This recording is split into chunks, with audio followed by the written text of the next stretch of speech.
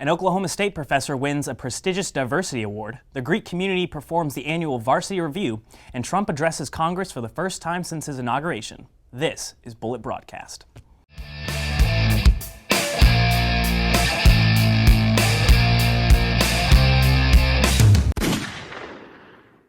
Hello and welcome back. I'm Sam Stockard.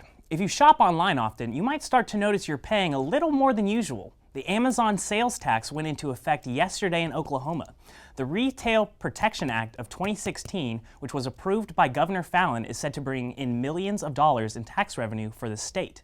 Now, onto our political corner.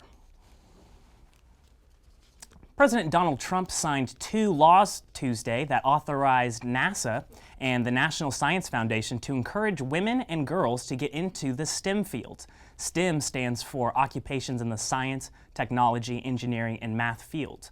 The new law, named the Inspire Act, will help promote and encourage girls and women in grades K through 12 to go into the STEM fields. NASA has been given 3 months in order to come up with a plan on how to do that and will present its plan to 2 different congressional committees for approval. Later that night, Trump addressed Congress on a variety of subjects without going into too much detail. He began by honoring the widow of the Navy SEAL William Owen, who was killed in a military raid in Yemen. What followed was over 2 minutes of a standing ovation for the grieving Miss Karen Owens. After, the president talked about health care, saying he wants to, quote, expand choice, increase access, lower costs, and at the same time provide better health care, unquote. He did not delve into how he would achieve this, which frustrated both Republicans and Democrats alike. He then talked about taxes and promised big cuts to the corporate rate, while at the same time providing a huge tax relief on the middle class as well. The details of how the tax breaks would work were not mentioned.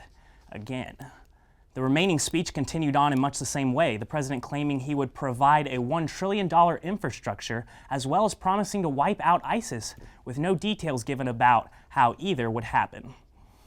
Bullet Broadcast, as always, will keep you updated with new details as they arrive. In campus news, an OSU professor receives honors for his efforts for diversity. Austin Fontenot has the story. Have you ever heard of Dr. John Chaney? If not, you're missing out. He is an OSU psychology professor who has recently received the 2017 award for distinguished contributions to diversity in pediatric psychology from the American Psychological Association's Society of Pediatric Psychology. This award is presented to a pediatric psychologist who professionally promotes understanding and respect for diversity in research. There are 54 divisions in APA. The one I belong to, Division 54, is the Society for Pediatric Psychology. And that's the division that honored me with this award for distinguished contributions. Chaney's efforts were brought to light by a fellow colleague, Dr. Larry Mullins. Mullins, Associate Dean for Research in College of Arts and Sciences, was one of the people who nominated Chaney for the award. I've known Dr. Chaney for well over 30 years as a research collaborator, a colleague, a co-mentor with many graduate students, and I certainly could not think of anybody more deserving of this particular award, the outstanding contributions to diversity in pediatric psychology than Dr. Chaney.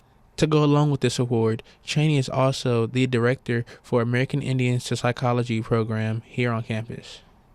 Chaney's efforts have brought him many awards and probably will continue to do so. For Chaney, it seems that there is no limit to his studies. For Bullet Broadcast, I am Austin Fontenot. Dr. Chaney's program has helped several Native American students receive their doctorates at OSU for the past 20 years. Greek houses sang and danced this past weekend to raise money for Stillwater United Way. Reporter Michael Cox has more. The Sarantine Center was packed this weekend as fraternities and sororities partnered in hopes of taking home first place in the annual show, Varsity Revue. Hundreds gathered to view the shows organized by the Office of Fraternity and Sorority Affairs. The show is comprised of around 10 minutes of songs and dances, with the lyrics written and the dances choreographed by each Greek chapter. The winners of this year's competition was Kappa Delta and Phi Gamma Delta, who also won Best Song Choice and Best Choreography. The 8 casts have dedicated hours of practice every week for the past few months to get ready for this night. Caitlin Todd, an Alpha Delta Pi choreography director, described the work they put into the shows. We have 4 to 5 hour practices pretty much, and then us directors work, we have meetings every single night, and we just worked really hard on script and vocals and choreo just to make sure it all kind of ties together. While some cast members had experience in shows, others, like Sigma Chi Kale Reber, were participating in Varsity Revue for the first time. I never was a person that would really even talk in front of people. I was pretty shy and quiet. I didn't even like talking in front of people in class. I just kind of got past the nerves and started doing it, and it's kind of fun. Throughout the week, the cast put on the show 4 nights and raised a total of $33,000 for the event's philanthropy, the Stillwater United Way. With Bullet Broadcast, I'm Michael Cox. What a fun way to help out the community. While some teams rely on luck to propel them to victory, this team uses what some might call magic to get to the top. How do you drop that? Quidditch, a game from the Harry Potter universe that is played by witches and wizards on broomsticks. Not only is there a team in Stillwater, but they go by the name Cowboy Quidditch. Junior Jacob Windstrom describes what their team is like. Our team is just a group of nerds and athletes. That's probably the best way to sum it up. He also goes on to say their team is like a family. And to sophomore Rachel Downs, she knew it was something she wanted to be a part of since day one. Walking on campus one day when I was a freshman and saw that the Quidditch team was having a bake sale, and I was like, Quidditch, those are my people. And I joined and haven't left. Their sport also has a few differences than the original in Harry Potter. Instead of using broomsticks, they have PVC pipe, a volleyball in place of a quaffle, dodgeballs instead of bludgers, and for the golden snitch, they use a tennis ball suspended from a pouch on the back of a player. The positions are still the same as the books and movies. There are 3 chasers, 2 beaters, 1 keeper, and 1 seeker. Freshman Ethan Potter describes his positions as chaser, The chasers are the scorers, basically. And as seeker. And then they basically just have to catch the snitch if they're up on points, or defend the snitch by posting up against the other seeker if they're down on points to buy time. A couple weekends ago, this team qualified in the Southwest Regional Championship for Quidditch. Not only did they do well, but they also qualified in the Nationals in Kissimmee, Florida. Sophomore Thomas Raysar goes on to explain more. We just qualified in one of the tougher regionals at Southwest and we finished 6th, so that's pretty good. This team will keep practicing at Willis Field from 5 to 7 every Monday, Wednesday, and Thursday night, preparing for Nationals in April.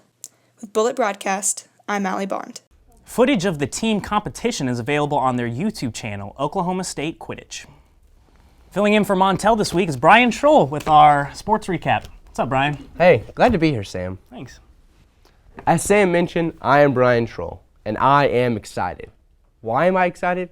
Because Oklahoma State athletes past and present looked particularly good this past weekend. Let's take cross country and track, for instance. The Big 12 Championship was held in Ames this past Saturday, and it was an eventful moment for fellow Cowboys and Cowgirls. Going into the weekend, OSU was poised for a good finish and didn't disappoint. There were 6 individual titles won for OSU, and the Cowboys finished 4th with 93 points, while the Cowgirls finished 3rd with 88. Leading the pack for the Cowgirls was senior Kayla Edwards, who won the 800-meter title to become the most decorated indoor athlete in Cowgirl history. She also led the team to a gold when she anchored the medley relay. For the Cowboys, Josh Thompson led the way, winning the Big 12 mile title. He also won the 1,000-meter title, which would leave him undefeated in indoor title races. Not to mention, he is the first Cowboy to win 1,000-meter and mile titles back-to-back.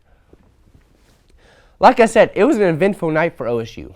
And while current OSU student-athletes are living in the moment, so is one past alumnus who had plenty of success the past weekend on the golf course. Taking it to Florida, where the final round of the Honda Classic took place, and where Ricky Fowler was able to seize the day. Starting at the 3rd hole, where Fowler had a 4-point lead and would capitalize after hitting the 11-footer. Making way to the 6th, where off the rip, Fowler would look on to see the ball slowly make the way to the water, thus setting him back and leading to a double bogey. However, he would not let that stop him from achieving greatness. To the 8th, where he chips and watches it roll down the hill and sink a 30-foot putter to put him 12 under and give him the cushion. The damage would not stop there. On 16, he would send the ball flying 183 yards. And look at this, it lands only 3 feet away, where he would chip in for the birdie on the par 4. After bogeying the last 2 holes, he had a large enough lead to capture his 4th overall PGA Tour victory and his first of 2017. Fowler will be heading to Mexico City next week to participate in the World Golf Championships Mexico Championship. From the golf course to the basketball court, Russell Westbrook was looking to capture another triple-double when taking on the Utah Jazz Tuesday night. The Oklahoma City Thunder hosted the Utah Jazz in what was a matchup of 2 teams fighting it out for a better playoff seeding. Early in the first half, the Thunder could not miss. They hit 12 straight threes after Russell Westbrook would finally miss one to end the streak. Speaking of Westbrook, or West Beast as I should say, the man was unstoppable yet again. The Brody would notch his 30th triple-double of the season, which is 11 shy of tying Oscar Robertson's record of 41 in one season. Not to mention, Doug McBuckets added with 16 points, shooting 4 of 6 from beyond the arc as the Thunder captured a 109-106 victory. The team's next game will be Thursday when they head to Oregon to take on the Portland Trail Blazers for a TNT matchup. Well, my time has run out. Montel will be back next week with your sports recap. Sam? That's our show for this week. I'm Sam Stockard. And I'm Brian Troll. I'll see you next Thursday.